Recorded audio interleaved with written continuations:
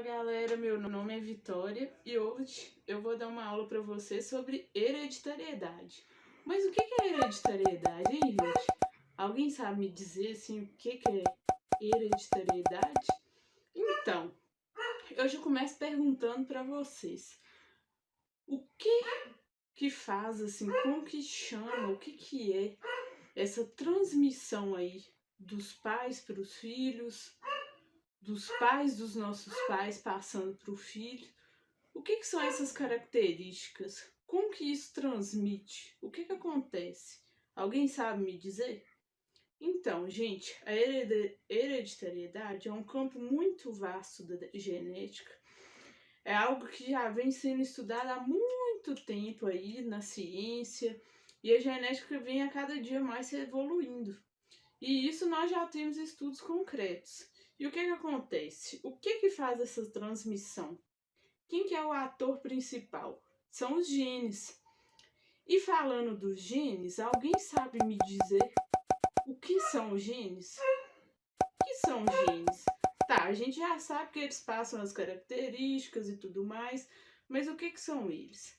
A gente sabe que o ser vivo no geral é constituído por células. E vocês já aprenderam nas aulas anteriores que dentro do núcleo da célula é guardado o material genético, o famoso DNA.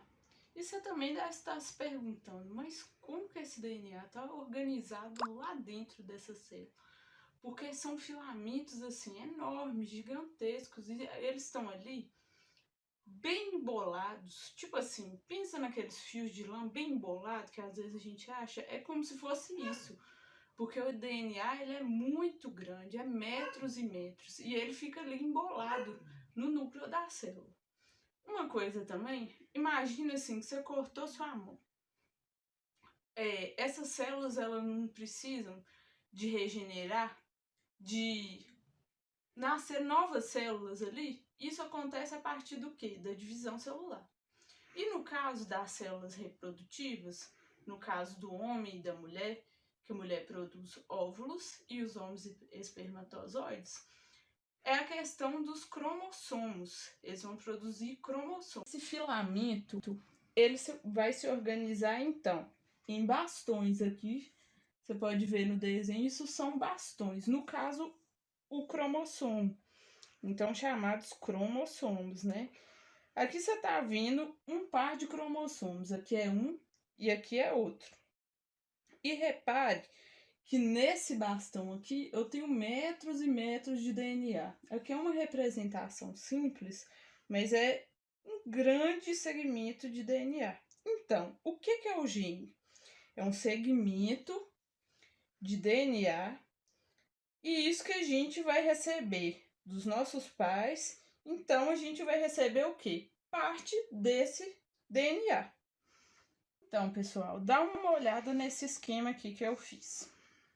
Aqui, o que eu estou simbolizando? Aqui eu estou simbolizando um espermatozoide da espécie humana, né? No caso, o gameta masculino, que é uma célula haploide. Ela tem a metade da quantidade de números de cromossomos da espécie. E qual que é essa metade? 23 pares. Então, eu só estou simbolizando aqui, não tem 23, mas eu só estou simbolizando apenas 3, só para ilustrar mesmo.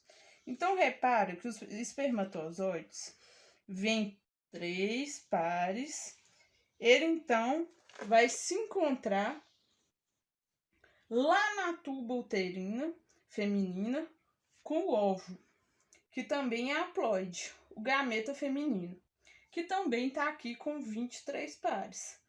Quando acontece a fecundação, o encontro do espermatozoide com o óvulo, o que eu tenho então?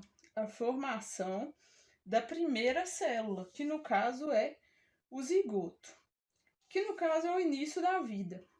Essa célula então ela vai se multiplicar, fazer cópias delas mesmas. E essa cópia então vai ter 46 cromossomos.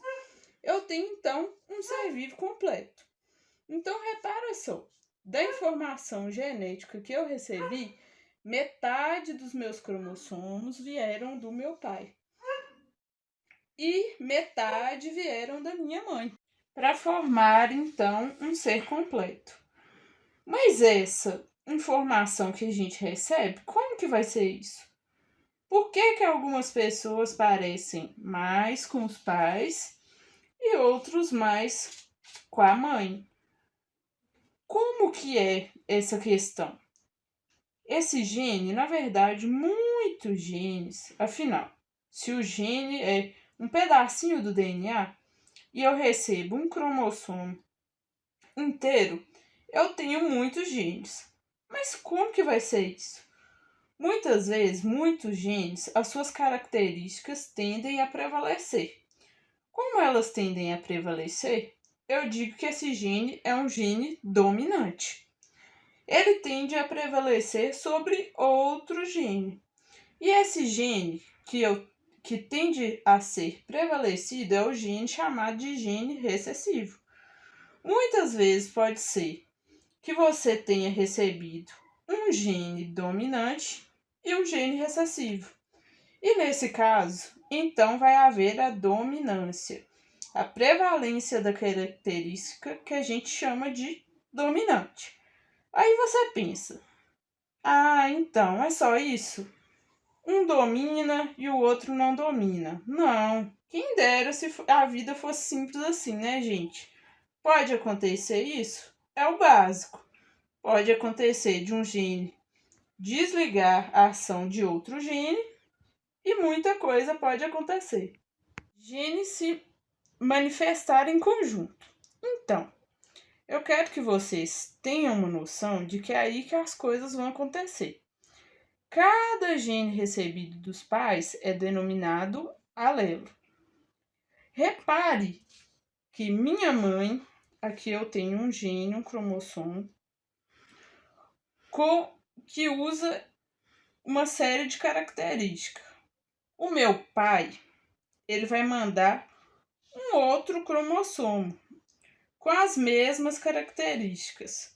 Então, foi um rosa, quem me mandou foi a mãe, e o outro cromossomo com as mesmas características equivalentes do meu pai, que no caso é o verde.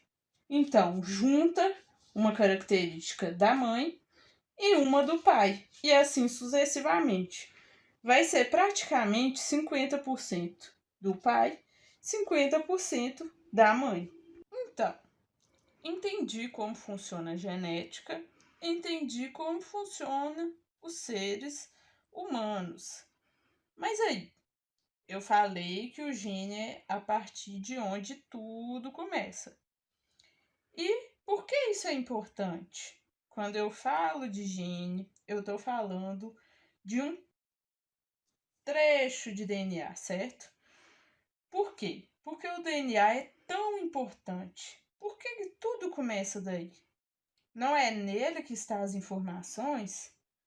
A partir, então, do DNA, vai ser produzida uma nova molécula que se chama RNA. Esse evento eu chamo de transcrição. Então, eu vou ter todo um aparato celular para pegar a informação do DNA e produzir o RNA, uma outra molécula. E essa molécula é muito importante. Ela pegou, então, a base do DNA e ela foi transcrita. E aqui vai rolar, então, uma tradução. Isso significa o quê? A partir do RNA vão ser produzidos proteínas do nosso corpo.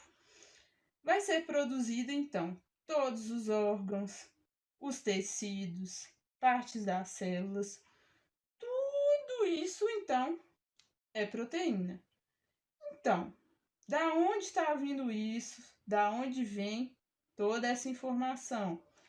Ela vem do DNA. E se a mãe, com seu embrião no útero, ela foi exposta a uma radiação ou produtos químicos fortes, ela pode sofrer, então, uma quebra do DNA do embrião.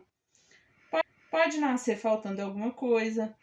Na hora de fazer a transcrição, o RNA não faz essa informação.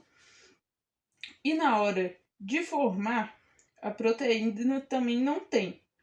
Olha só a falha aí. Uma deformação, pode haver, inclusive, uma má formação tão grave e vai faltar tantas coisas que podem levar, por exemplo, ao aborto espontâneo.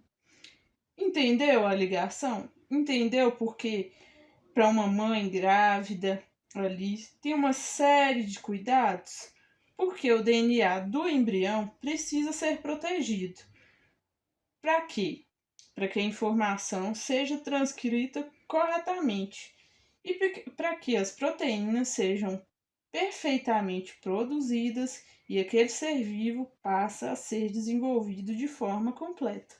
Então, galera, essa foi nossa aula sobre hereditariedade. Até a próxima. Valeu!